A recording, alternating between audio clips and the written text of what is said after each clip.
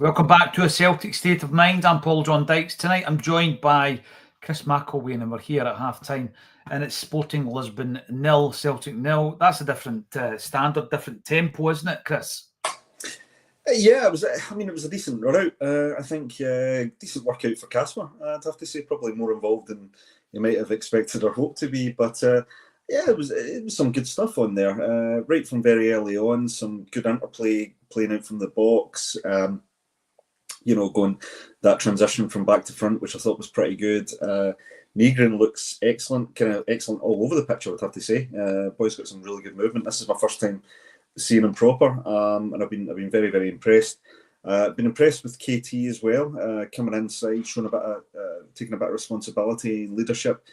Looks quick actually, which I was pleased to see from KT. Actually, I thought he might have lost a yard of pace, but it doesn't look it at the moment. Looking really good. And Tony Ralston trying to do his best Danny Murray impression with the beard, but he's actually. He's a decent workout as well, and as we said pre-match, he's the kind of guy you come in, you just think you know what you're going to get from Tony, and he's just a reliable sort of player. I feel a bit sorry for Big Adam. A couple of good chances. One I think which would have been onside had he taken it, although it wasn't VAR's applying in this game.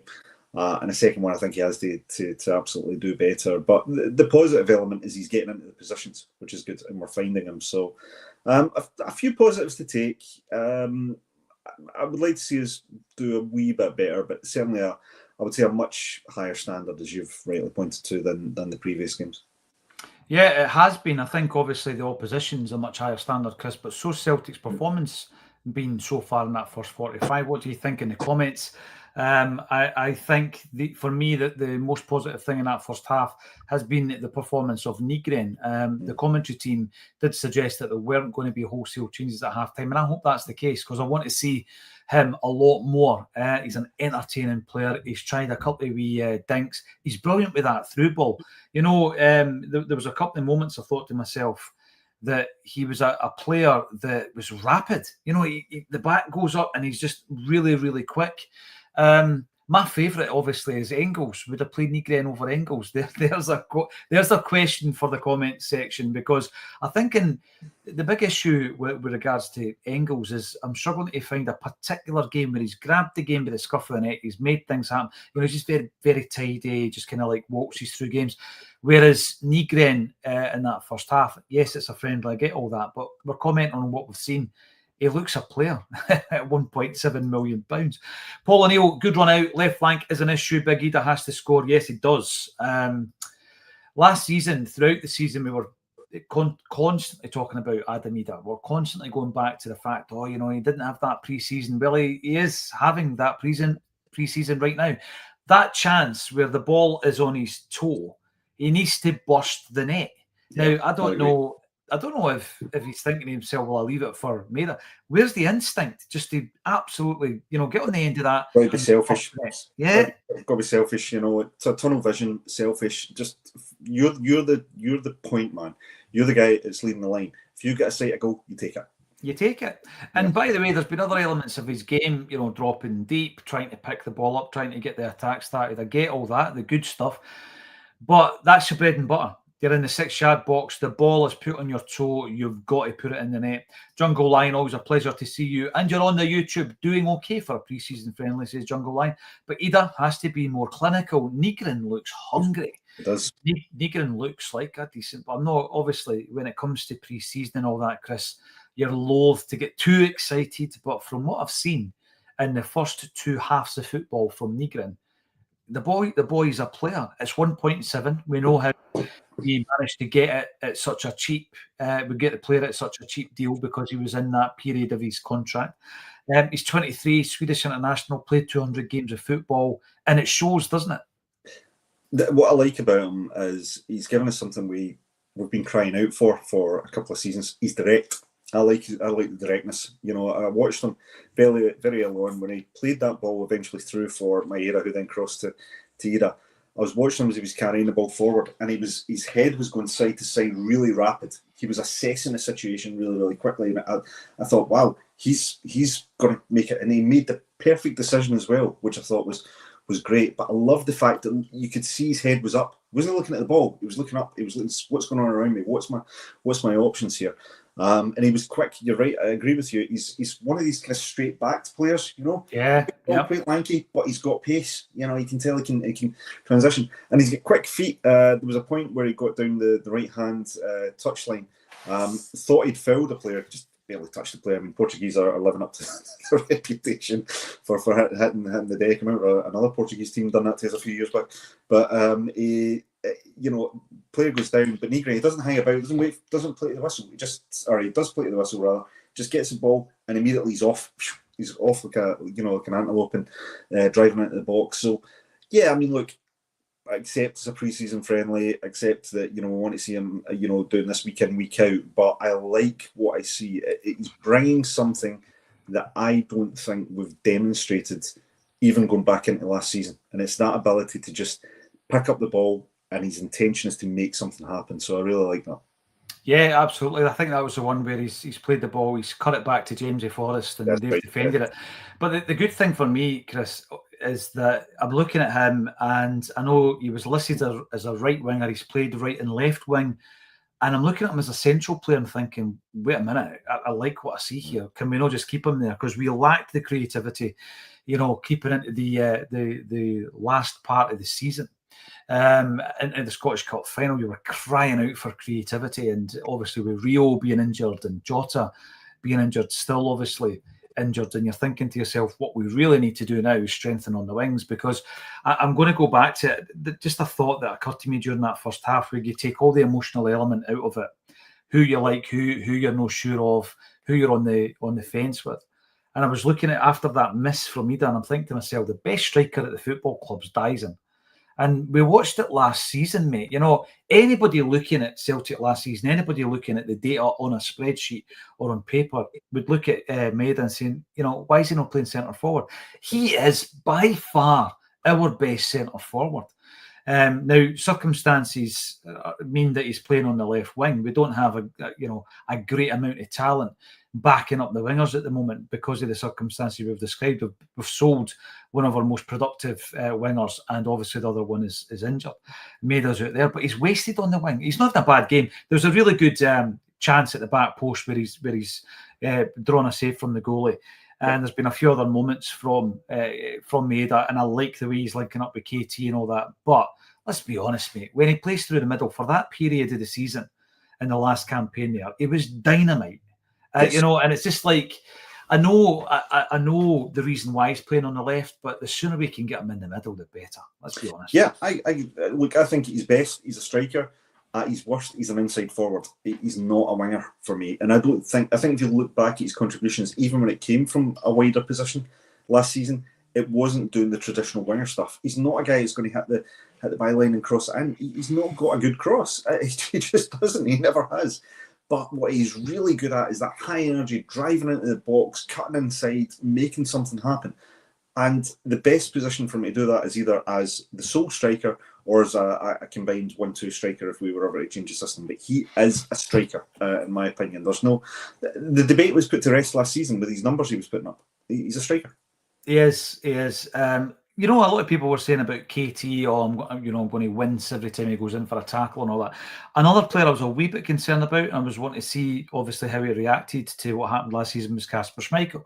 And he's made a save on the right, he's made a save on the left, and he's come through it, and his passing's been brilliant, isn't it, tonight as well. He's a guy that I think I want another season out of him, Chris. I like the fact that we've got that succession plan with Sinisalo, but I want another season as Kasper is the number one. And if he can play like he did tonight, that reminds us that he wasn't just two bad games last season, Borussia Dortmund or maybe Aberdeen in the final. Throughout that campaign, he saved us time and time again. Yeah, I thought he was tested more than I was expecting tonight. It's been quite a competitive game, but I like that. That's what you want in this sort of pre-season. And he stood up to the challenge. In a couple of good, he's shown, strong hands, pushing the ball away. He's been pushing into the right areas as well. He's looked positionally, he's looked good. Reflexes look solid, so he looks sharp. Looking forward to him taking that into the next season because he's such a big player for us. And until we know what's happening with the central defensive position, there's no Carter Vickers tonight. Scales, I don't think, has done too badly. Dane Murray's actually stood up to the challenge pretty well. Needs to work on his concentration a wee bit. And it is a bit of a makeshift defence tonight. But what you've got is that real solid presence between the sticks, and I think that's great. So yeah, we're definitely going to rely on him this season if we're going to continue our progression from last year. Let's talk about the central defensive area then, because obviously we discussed before the game, whether or not Trusty or Scales was that first choice left centre back. Scales has played fine tonight. He's played absolutely fine. I'm focusing on Dane Murray though, because he's a guy that seems to be the golden child at the moment. Everybody's going on about how much Brendan Rodgers rates him. He was called back early from his loan deal out at Queen's Park last season. He was thrown into the Champions League game against Villa. There was that error that he made. And Brendan Rodgers speaks about the fact that had he not been injured, it would have been him that played in the 3-2 game against Rangers. He would have played in the Hearts game that followed. Nawrocki wouldn't have got those games. So he's highly, highly rated. Let's just look at him as a player and not say, oh, but his age and it's not. Do you see what Brendan sees in him so far? Not so far, but it's difficult to judge given the minutes he's having and the opposition he's playing. I think, sometimes we always talk about strikers needing, minutes to get their sharpness and games to get their sharpness. I think defenders work the same way. And I sometimes think defenders need not only minutes, but they need time as part of a partnership to, work out, this is where I'll stand, this is where you'll stand, that's where I'm at, that's where I'm at, and work on their position, work on their communication. So I am caveating my view by saying I don't feel as though he's had enough of an opportunity to show that he's ready to make the step up. Maybe he's doing it in training. We're not privy to that kind of insight. I thought tonight is probably his best performance in pre-season so far. I would say that. I think he's looked more composed tonight than he has in prior games. I thought he looked a bit nervous in the game against Queen's Park and in Cork. So I wouldn't say he's the natural backup to Carter Vickers at this point, but I'd be prepared to wait to see a bit more of him before I make that a kind of final judgment. Well, at 22 years of age, this is a player who has lost, I think, 2 years of his senior career through injury. We know that he played the 2 games against Midtjylland, which were Angie's first couple of games competitively at Celtic. And then obviously the injury struck. And then last season he fights back to get a loan deal to Queen's Park, and then he comes back to Celtic and gets a couple of appearances there. So this is a massive season for him, isn't it? And Brendan Rodgers fancies him. There's no doubt about it. Barry O'Sullivan, you're in some lovely football at times, some nice flowing moves on the break. It's been good, quick. It's been very quick transition. I've liked that, yeah. Yeah, absolutely. Nygren and KT look class additions. I'm sorry, but Ida must be a lot sharper. That's his one job. He does. He needs to score. There's no doubt about it. Sean Daly, finishing has been very poor. Ida not showing a striker's instinct. There's a wee trend developing here. And Brendan Monaghan, I brought that up because obviously Brendan is a friend of the show. We managed to meet you, Brendan, over in Belfast. And I'm pretty sure Chris introduced himself as well. Mick G, you're in as well. Can see Nygren taking Engels' position this season. Well played. And Joe Hamilton is also really liking Nygren. Nygren's the positive from that first half. There's no doubt about it. I'm liking Nygren, says you and Boy Martin. In midfield, he is busy and works well with Kalmak and Tati. Makes Engels one hell of an expensive squad player, he says. And finally, for the moment anyway, Sean Daly, you're back in. Nygren looks classy from what I've seen. Yes, he does. I think he is winning a lot of fans tonight, Chris. And I'm hoping he stays on for the second half and we get to see him, for a longer period. Well, I'll tell you what I'd like to see now, based on what a lot of the guys are saying, and I agree with some of the comments, but what I'd like to say is let's maybe take Tati off and bring Engels on and see how that kind of trio works. Or potentially, Kalmak. I'm not prepared to rule out Engels, for the sake of Nygren. I think I would like to see how they all work together. I think there's potentially a couple of really good combinations there. So believe me, I'm the same as everybody there. I think Nygren was absolutely the best player on the park by quite some distance. But I would like to see, we've seen him with Hatate, looks pretty decent. Let's see whether he enables Engels to play a game a slightly different way. because actually I think Nygren's bringing something that no other midfielder that we've got has been able to do. He's got that direct running, he's got that quick thinking, that quick movement, that ability to play that penetrative pass. Something Hatate I think's got in his locker but doesn't do consistently enough. So let's try a different combination. I would like to see that, Chris. One final thing before we go back to the second half. With regards to Nygren and our recruitment team, are they crackpots that have hit the jackpot? What's your take on it? No, I said it pre-match. Nygren had the profile. Okay, that was good scouting. I would say that was good scouting, and he deserved credit for it. But no, he's not a punt. That's a well thought out, right profile targeted signing. So no, looks like a snip. Looks like a snip, Chris. It does. Yeah, thanks everybody for getting involved. It's 1,600 strong, but we are going back to the second half, so go and enjoy that. And join us at full time, where Chris and I will be talking about the second half action. And as soon as the whistle blows, join us on a Celtic State of Mind.